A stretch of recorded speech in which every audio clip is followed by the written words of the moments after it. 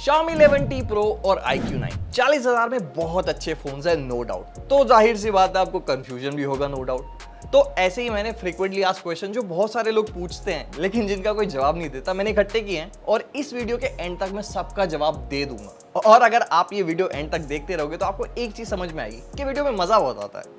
मेरा नाम है कौशल और आप देख रहे हो कैशिफाई सब्सक्राइब करके। अगर नहीं कर रहे हो तो कर लो, पहले वीडियो देखने चलते हैं। तो सबसे पहली चीज, हाथ को फोन में पकड़ते ही फील आनी चाहिए और 40,000 रुपए खर्च कर रहे हो तो ग्लास बैक मिलना चाहिए, मेटल फ्रेम मिलना चाहिए और ओवरऑल वाइब्स अच्छी लगनी चाहिए।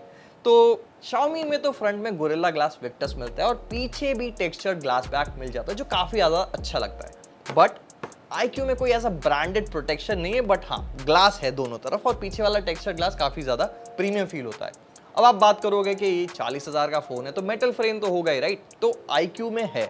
आप एक तो मेटल बैंड्स देख के बता सकते हो। दूसरा, अगर मैं इस फोन को एसी डक्ट के पास रखूं तो काफी ज्यादा ठंडा हो जाता है मेटल अगर होता है तो, जो कि Xiaomi होता नहीं है। तो अगर साफ शब्दों में समझाऊं तो दोनों फोन्स में सिर्फ iQOO के अंदर मेटल फ्रेम मिलता है, Xiaomi में प्लास्टिक बैक। तो अगर आप केस यूज करोगे तो दोनों ही फोन सेफ है, लेकिन अगर गोरिल्ला ग्लास मिल जाए तो बहुत ज्यादा सेफ फील करोगे आप यूज करते समय। तो लक्स मीटर की वैल्यूज देके ये तो काफी ज्यादा ऑब्वियस है कि Xiaomi 11T Pro का डिस्प्ले काफी ज्यादा ब्राइट है iQOO 9 के कंपैरिजन में और पीक ब्राइटनेस में भी वैल्यू सिमिलर है, तो Xiaomi का डिस्प्ले कंसिडरेबली बेटर है। लेकिन एक बार आपको दिखा देता हूँ कि नॉर्मली नेकेड आई से कैसा दिखाई देता है डिस्प्ले इतनी कड़ाके वाली धूप में। अब दोनों इतनी बढ़िया बढ़िया डिस्प्ले और दोनों में ही HDR का सपोर्ट है, लेकिन Xiaomi में एक डोल्बी विजन का सपोर्ट और ऐड कर दिया है जिसकी वजह से मुझे लगता है कि थोड़ा डिफरेंस आना चाहिए। बट ये डिफरेंस मैं आपको कैसे बताऊंगा?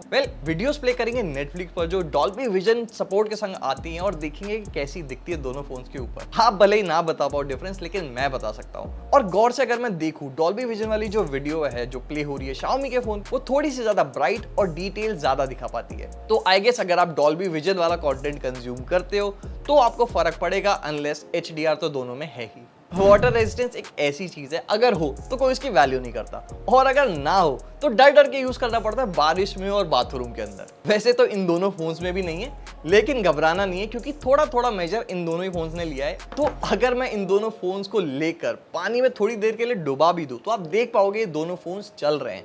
बट इसका मतलब ये नहीं कि खराब नहीं हो सकते हैं। और अगर कल को हो भी जाए तो जिन फोन्स में IP रेटिंग आती है वो भी वारंटी के अंदर कवर नहीं होते और ये भी नहीं होंगे, तो आपको थोड़ा सा कॉशियस रहना पड़ेगा। मेरा बताने का पॉइंट बेसिकली सिर्फ इतना सा है कि IP रेटिंग ना होने से फोन बहुत ज्यादा बेकार नहीं हो जाता है, फिर भी यूजेबल होता है काफी सारी सिचुएशंस में। अब ये तो क्वेश्चन होना भी नहीं चाहिए, लेकिन फिर भी आपको थोड़ा ज्ञान के लिए बता देता हूँ। हेडफोन जैक आजकल कंपनीज देती नहीं है और ये बोलती है कि टेक्निकल लिमिटेशन है, हमारे फोन में स्पेस नहीं है। बट आपको एक इंटरेस्टिंग चीज बताता हूँ, Xiaomi महंगे फोन्स में नहीं देता है और सस्ते फोन्स में दे देता है, जैसे कि Redmi Note 11S।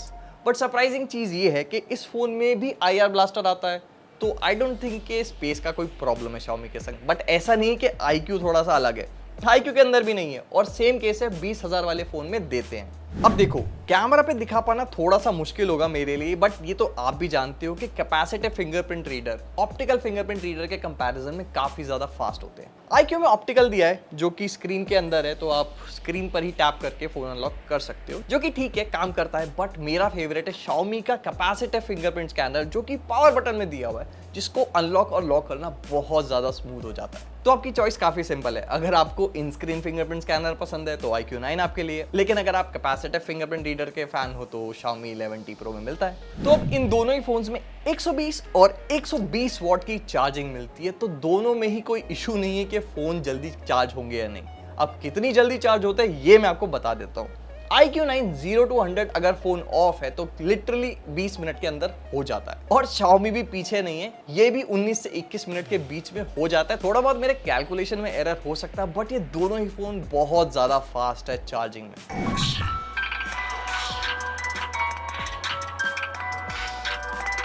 तो स्पीकर्स तो दोनों ही फोन में स्टीरियो आते हैं, बट बेटर कौन सा साउंड करता है? एक काम करो, आप गेस करो, फिर मैं आपको बताता हूँ कि असली चैंपियन कौन सा है। चलो तो अब आपको एक ऑडियो प्ले करके दिखाता हूँ।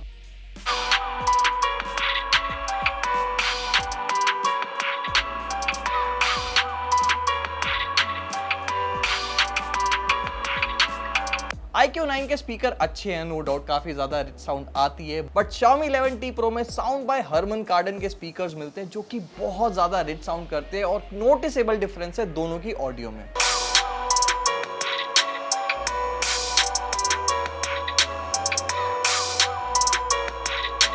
तो Xiaomi का स्पीकर काफी ज्यादा बेटर है। अब ये दोनों फोन बोलते हैं लिक्विड वेपर चेंबर कूलिंग के साथ आते हैं, तो मैं एक काम करता हूँ, एक स्ट्रेस टेस्ट करके दिखा देता हूँ, आपको पता चल जाएगा कि कौन सा फोन थ्रॉटल होता है और कौन सा ज्यादा हीट होता है। जैसा कि आप देख पा रहे हो, iQOO 9 थोड़ा सा थ्रॉटल होता है बट एक कंसिस्टेंट परफॉर्मेंस मेंटेन करके रखता है, वहीं Xiaomi 11T Pro तो सिर्फ लाल लाल दिखाता है और एकदम थ्रॉटल हो जाता है। उसकी वजह से टेम्परेचर भी थोड़ा सा कम आता है। वहीं पर iQOO 9 भले थोड़ा सा टेम्परेचर ज्यादा दिखाता है लेकिन परफॉर्मेंस भी उसकी सस्टेन्ड है। चलो स्ट्रेस टेस्ट करके देख लिया, उससे हमें पता भी चल गया कि कौन सा फोन ज्यादा ओवरहीट होता है। बट रियलिस्टिक चीज क्या होती है, जब आप गेम खेल रहे हो और तब फोन ओवरहीट होना शुरू करे, तो वो चेक करते हैं। मैं 30 मिनट्स तक गेम करूंगा और आपको बताऊंगा कि कितना ज्यादा टेम्परेचर एलिवेट होता है एक आधे घंटे के गेमिंग सेक्शन में।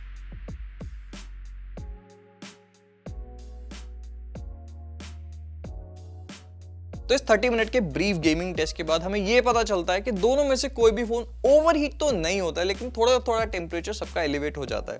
जैसे iQOO 9 और Xiaomi 11T Pro दोनों ही 40 डिग्री सेल्सियस टच कर लेते हैं, बट iQOO 9 बहुत जल्दी ही क्या कहते हैं टेम्परेचर ड्रॉप कर देता है। हो सकता है ये उसके बेटर कूलिंग सिस्टम की वजह से हो।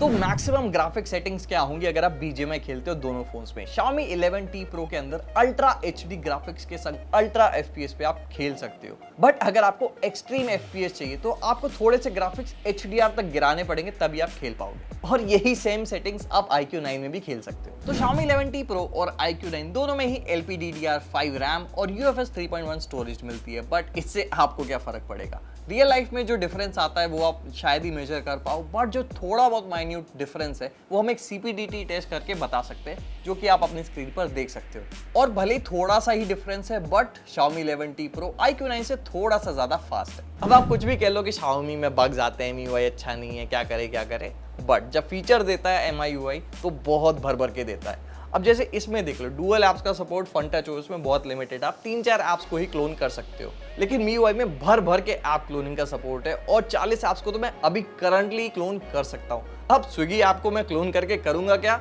उसका मुझे नहीं पता, लेकिन फीचर दिया है तो मैं आपको बता रहा हूँ। देखो 40,000 का आप फोन खरीदते हो तो ऑब्वियसली बात है आप इसको कम से कम 2-3 साल तो चलाओगे, और 2-3 साल फ्यूचर में 5G भी आ जाएगा, तो इन दोनों ही फोन्स में अच्छा खासा 5G बैंड का सपोर्ट है।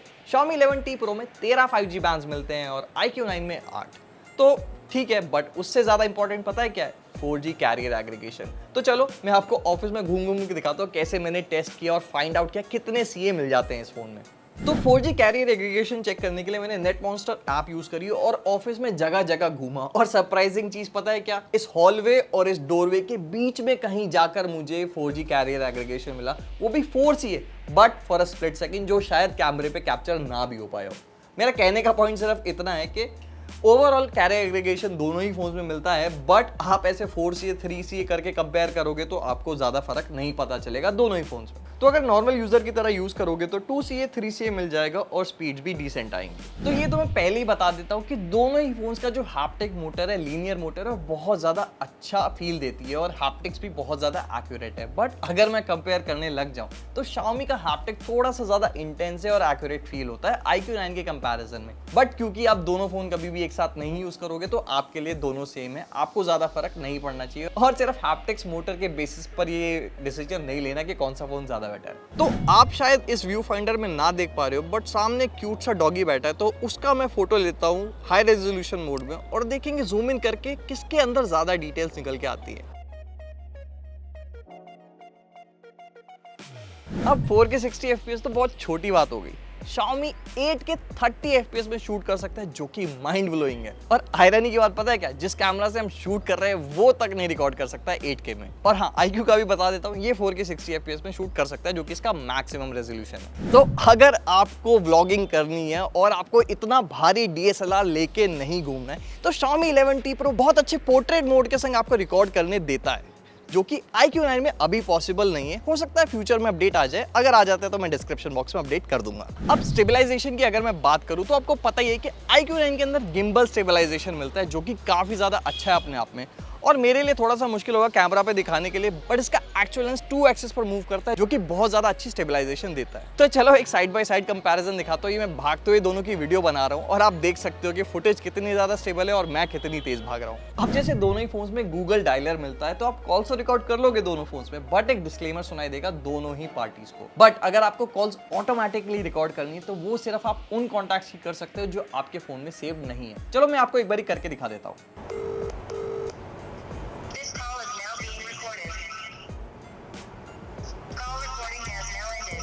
तो सबसे पहले आपको फोन ऐप में सेटिंग्स के अंदर जाना है और कॉल रिकॉर्डिंग पर टैप करना है। उसके बाद ऑलवेज रिकॉर्ड के नीचे जो numbers not in your contacts वाला ऑप्शन है उसको इनेबल कर देना है और उसके बाद आपकी सारी कॉल्स रिकॉर्ड होंगी जो जो आपके कॉन्टैक्ट्स फोन में सेव नहीं है। तो आई होप मैंने आपके सारे क्वेश्चंस के आंसर दे दिए होंगे, बट फिर भी अगर कोई आंसर छूट गया या क्वेश्चन छूट गया तो आप नीचे कॉमेंट्स में लिख दो, मैं उसका जवाब जरूर दूंगा। और अगर आप मेरी तारीफ करोगे तो हार्ट भी दे दूंगा दोस्तों। चलो अभी मैं बाकी वीडियोस पर काम करने जा रहा हूँ। आप थोड़े से समझदार लगते हो क्योंकि आपने सब्सक्राइब कर लिया होगा, और अगर नहीं किया होगा तो मैं एक बार राजकुमार राव को बुला लूंगा क्योंकि उसकी बात तो आपको माननी ही पड़ेगी। आई होप आपको ये वीडियो पसंद आया होगा। अगर पसंद आया हो तो प्लीज चैनल को सब्सक्राइब करें और बेल आइकन दबाना ना भूलें।